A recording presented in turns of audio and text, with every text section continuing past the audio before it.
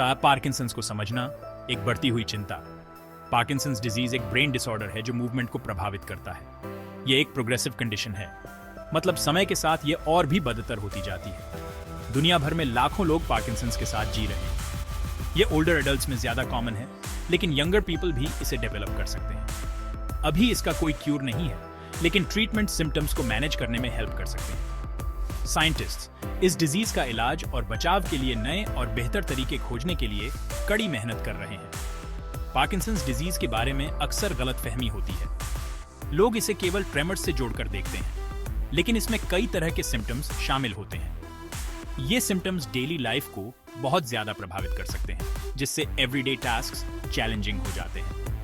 Parkinson's की complexities को समझना उन लोगों को प्रॉपर सपोर्ट एंड केयर प्रदान करने के लिए जरूरी है जो इससे प्रभावित हैं। बीमारी को मैनेज करने और क्वालिटी ऑफ लाइफ को बनाए रखने के लिए अर्ली डायग्नोसिस एंड ट्रीटमेंट जरूरी है।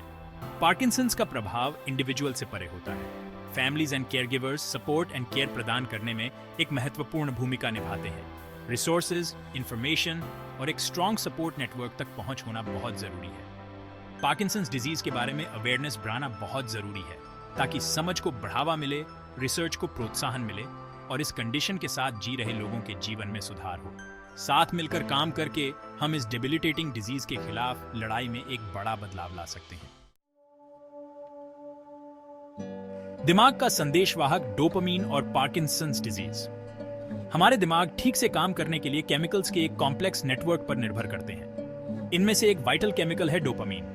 डोपामीन एक मैसेंजर का काम करता है जो नर्व सेल्स के बीच सिग्नल्स ट्रांसमिट करता है। यह मूवमेंट, कोऑर्डिनेशन और बैलेंस में एक क्रूशियल रोल निभाता है। पार्किंसंस डिजीज में डोपामीन प्रोड्यूस करने वाले ब्रेन सेल्स मरने लगते हैं। इससे डोपामीन लेवल्स में कमी आती है, जिससे दिमाग के कम्युनिकेशन पैथवेज डिसरप्ट हो जाते हैं।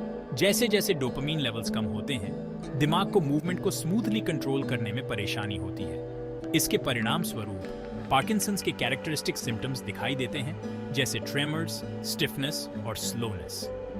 डोपामीन की कमी मूड, स्लीप और कॉग्निटिव फंक्शन को भी प्रभावित करती है। पार्किंसंस डिजीज की कॉम्प्लेक्सिटीज को समझने के लिए डोपामीन के रोल को समझना बहुत जरूरी है। साइंटिस्ट का मानना है कि डोपामीन प्रोड्यूसिंग सेल्स का मरना एक कॉम्प्लेक्स प्रोसेस है, जिसमें कई फैक्टर्स शामिल हैं। इन फैक्टर्स में जेनेटिक्स, एनवायरमेंटल टॉक्सिन्स और एजिंग प्रोसेस खुद भी शामिल हो सकते हैं। रिसर्च चल रहा है ताकि उन एग्जैक्ट मैकेनिज्म्स का पता लगाया जा सके जो पार्किंसंस डिजीज में डोपामीन की गिरावट का कारण बनते हैं। कंपकंपी के पार मोटर और non motor symptoms. Parkinson's disease अक्सर ट्रेमर से जुड़ा होता है, लेकिन इस कंडीशन में सिम्टम्स की एक वाइड रेंज शामिल होती है। इन सिम्टम्स को ब्रॉडली मोटर सिम्टम्स के रूप में वर्गीकृत किया जा सकता है, जो मूवमेंट को प्रभावित करते हैं, और नॉन मोटर सिम्टम्स जो शरीर के अन्य कार्यों को प्रभावित करते हैं। मोटर सिम्टम्स अक्सर बीमारी के सबसे ज्यादा दिखाई देने वाले और डिबिलिटेटिंग पहलू होते हैं। ट्रेमर्स, जो आमतौर पर हाथों से शुरू होते हैं, पार्किंसंस की एक पहचान है। रिजिडिटी या अंगों और धड़ में स्टिफनेस मूवमेंट को मुश्किल और असहज बना देती है। ब्रेडिकिनीजिया या मूवमेंट का धीमापन चलने, बात करने और एवरीडे टास्क्स को प्रभावित करता है। पोस्टरल इंस्टेबिलिटी या बैलेंस बनाए रखने में कठिनाई फॉल्स का खतरा बढ़ा देती है। नॉन मोटर सिम्टम्स हालांकि कम दिखाई देते हैं, क्वालिटी ऑफ लाइफ को बहुत ज्यादा प्रभावित कर सकते हैं। ये सिम्टम्स अक्सर मोटर सिम्टम्स से पहले दिखाई देते हैं और इसमें loss of smell, constipation, sleep disturbances, depression, anxiety और कॉग्निटिव चेंजेस शामिल हो सकते हैं। मोटर और नॉन मोटर सिम्टम्स की वाइड रेंज पार्किंसंस डिजीज की कॉम्प्लेक्सिटी को हाईलाइट करती है। कॉम्प्रिहेंसिव केयर और सपोर्ट प्रदान करने के लिए कंडीशन के दोनों पहलुओं को संबोधित करना जरूरी है। कारणों का खुलासा, जीन्स, एनवायरनमेंट और एज। पार्किंसंस डिजीज के एग्जैक्ट कॉजेज अभी भी पता नहीं चल पाए हैं, लेकिन रिसर्च जेनेटिक और एनवायरमेंटल फैक्टर्स के एक कॉम्प्लेक्स इंटरप्ले की ओर इशारा करता है। जबकि ज्यादातर केसेस स्पोरेडिक होते हैं, जिसका अर्थ है कि वे बिना किसी झांत फैमिली हिस्ट्री के होते हैं। कुछ जीन्स को बीमारी के विकास के बढ़ते रिस्क से जोड़ा गया है। ये जीन्स दिमाग में डोपामीन के प्रोडक्शन या रेगुलेशन को प्रभावित कर सकते हैं, जिससे इंडिविजुअल्स को पार्किंसंस होने की संभावना ज्यादा होती है। एनवायरमेंटल फैक्टर्स जैसे पेस्टिसाइड्स, हर्बिसाइड्स और हेवी मेटल्स के संपर्क में आना को भी पार्किंसंस के विकास में इम्प्लिकेटेड किया गया है। ये टॉक्सिन्स डोपामीन के प्रोडक्शन में शामिल ब्रेन सेल्स को डैमेज कर सकते हैं, जिससे बीमारी की संभावना बढ़ जाती है। एज पार्किंसंस के लिए सबसे महत्वपूर्ण रिस्क फैक्टर है। जैसे जैसे हमारी एज होती है, हमारे शरीर सेल्यूलर डैमेज की मरम्मत करने में कम एफिशिएंट हो जाते हैं, जिससे हम पार्किंसंस जैसी न्यूरोडिजेनरेटिव डिजीजेस के प्रति ज्यादा वल्नरेबल हो जाते हैं। जबकि पार्किंसंस के कॉजेज कॉम्प्लेक्स हैं और पूरी तरह से समझ में नहीं आए हैं, रिसर्च से जीन्स, एनवायरनमेंट और एजिंग के इंटरप्ले पर प्रकाश पड़ रहा है, जो इस डिबिलिटेटिंग डिजीज के डेवलपमेंट में होते हैं। भाग 5, डायग्नोसिस और स्टेजेस पार्किंसंस के सफर को समझना। पार्किंसंस डिजीज का डायग्नोसिस करना चैलेंजिंग हो सकता है, खासकर शुरुआती स्टेजेस में, क्योंकि सिम्टम्स छिपे हुए हो सकते हैं और अदर कंडीशंस की एनक्यूएल कर सकते हैं। पार्किंसंस का डायग्नोस करने के लिए कोई एक टेस्ट नहीं है, इसलिए doctors medical history, physical examination और न्यूरोलॉजिकल असेसमेंट्स के कॉम्बिनेशन पर निर्भर करते हैं। वे कैरेक्टरिस्टिक मोटर सिम्टम्स जैसे ट्रेमर्स, रिजिडिटी और मूवमेंट का धीमापन की प्रेजेंस देखते हैं। डॉक्टर्स अदर कंडीशंस को रूल आउट करने और दिमाग में डोपामीन एक्टिविटी का आकलन करने के लिए इमेजिंग टेस्ट्स जैसे एमआरआई या डीएटी स्कैन्स भी ऑर्डर कर सकते हैं। एक बार डायग्नोस हो जाने के बाद पार्किंसंस डिजीज को आमतौर पर सिम्टम्स की सेवेरिटी और डेली लाइफ पर उनके प्रभाव के आधार पर स्टेजेस में वर्गीकृत किया जाता है। होएन एंड याहर स्केल एक आमतौर पर इस्तेमाल किया जाने वाला स्टेजिंग सिस्टम पार्किंसंस को 5 स्टेजेस में विभाजित करता है, ranging from mild symptoms to severe disability. यह ध्यान रखना जरूरी है कि स्टेजेस के माध्यम से प्रोग्रेशन अलग अलग व्यक्ति में बहुत भिन्न होती है।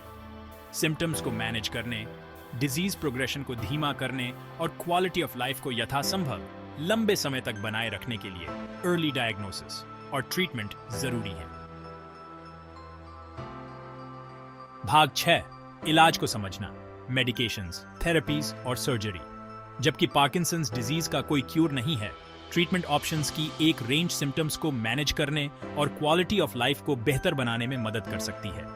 मेडिकेशंस, थेरेपीज और कुछ मामलों में सर्जरी बीमारी के कॉम्प्रिहेंसिव मैनेजमेंट में एक क्रूशियल रोल निभाते हैं। मेडिकेशंस का उद्देश्य दिमाग में डोपामीन लेवल्स को बढ़ाना या उसके इफेक्ट्स की एनक्यूएल करना है। लेवोडोपा एक ड्रग जो दिमाग में डोपामीन में कन्वर्ट हो जाता है, अक्सर पार्किंसंस के लिए फर्स्ट लाइन ट्रीटमेंट होता है। अन्य मेडिकेशंस ट्रेमर्स, स्टिफनेस और अन्य मोटर सिम्टम्स को कम करने में मदद कर सकते हैं।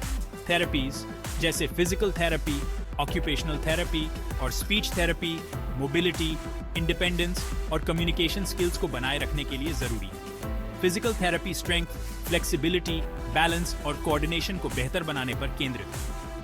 ऑक्यूपेशनल थेरेपी वायाक्तियों को डेली टास्क्स के साथ अडेप्ट करने और इंडिपेंडेंस बनाए रखने में मदद करती है। स्पीच थेरेपी निगलने, वॉइस कंट्रोल और कम्युनिकेशन में आने वाली कठिनाइयों को दूर करती है।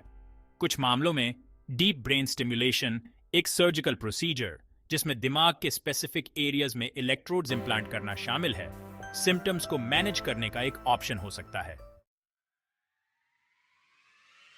भाग 7, पार्किंसंस के साथ जीना, ताकत और दृढ़ता की कहानियां। पार्किंसंस डिजीज के साथ जीना यूनिक चैलेंजेस पेश करता है, लेकिन असंख्य व्यक्ति विपत्ति का सामना करने में रिमार्केबल स्ट्रेंथ और रेजिलियंस दिखाते हैं। उनकी स्टोरीज आशा जगाती हैं, अवेयरनेस बढ़ाती हैं और सपोर्ट और अंडरस्टैंडिंग के महत्व को हाईलाइट करती है। माइकल जे फॉक्स, जिन्हें उनकी उम्र के 29 साल में पार्किंसंस का डायग्नोस हुआ था, रिसर्च के लिए एक वोकल एडवोकेट और कई लोगों के लिए इंस्पिरेशन का सोर्स बन गए हैं। उनके foundation the Michael J Fox foundation for Parkinson's research ने रिसर्च के लिए लाखों डॉलर जुटाए हैं और बीमारी की हमारी समझ को आगे बढ़ाने में महत्वपूर्ण भूमिका निभाई है। पूर्व प्रोफेशनल साइकिलिस्ट डेविस फिनी जैसे कई अन्य लोगों ने पार्किंसंस को खुद को डिफाइन नहीं करने दिया। फिनी, जिन्हें 2000 में डायग्नोस हुआ था, ने पार्किंसंस के लोगों को आज अच्छी तरह से जीने में मदद करने के लिए डेविस फिनी फाउंडेशन की स्थापना की। उनका फाउंडेशन एक्सरसाइज, पॉजिटिव एटीट्यूड और बीमारी को मैनेज करने के लिए एक प्रोएक्टिव अप्रोच को बढ़ावा देता है। स्ट्रेंथ और रेजिलियंस की ये स्टोरीज हमें याद दिलाती है कि जबकि पार्किंसंस चैलेंजेस पेश करता है, ये ह्यूमन स्पिरिट को कम नहीं करता है। भाग 8, पार्किंसंस का भविष्य, आशा की किरण। पार्किंसंस रिसर्च का भविष्य अत्यधिक प्रॉमिसिंग है। दुनिया भर के साइंटिस्ट नए ट्रीटमेंट्स विकसित करने, डायग्नोसिस में सुधार करने और अंततः एक क्यूर खोजने के लिए अथक प्रयास कर रहे हैं। जेनेटिक्स, स्टेम सेल रिसर्च और दिमाग की हमारी समझ में एडवांसमेंट्स आने वाले वर्षों में ब्रेक थ्रूज की आशा पेश करते हैं। जीन थेरेपी, एक कटिंग एज अप्रोच का उद्देश्य उन फॉल्टी जीन्स को करेक्ट या रिप्लेस करना है जो पार्किंसंस में कंट्रीब्यूट करते हैं। स्टेम सेल थेरेपी में दिमाग में डैमेज्ड डोपामीन प्रोड्यूसिंग सेल्स को रिप्लेस करने की क्षमता है, जो मूवमेंट को रेगुलेट करने की अपनी क्षमता को रिस्टोर करता है। रिसर्चर्स बायोमार्कर्स की रोल का भी पता लगा रहे हैं शरीर में मेजरेबल सब्सटेंसेस, ताकि अर्ली डायग्नोसिस में एड मिल सके और डिजीज प्रोग्रेशन को ट्रैक किया जा सके। अर्ली डिटेक्शन इलाज जल्दी शुरू करने और डिजीज प्रोग्रेशन को धीमा करने के लिए जरूरी है। जबकि चैलेंजेस बनी हुई हैं, रिसर्चर्स का डेडिकेशन, पार्किंसंस के साथ जी रहे व्यक्तियों का रेजिलियंस और उनके प्रियजनों का सपोर्ट एक उज्जवल भविष्य के लिए आशा को फ्यूल देता है। कंटिन्यूड रिसर्च, बढ़ी हुई अवेयरनेस और अटूट डिटर्मिनेशन के साथ हम पार्किंसंस के बर्डन को कम करने और इस डिबिलिटेटिंग डिजीज के बिना एक दुनिया के लिए रास्ता तैयार करने का प्रयास कर सकते हैं।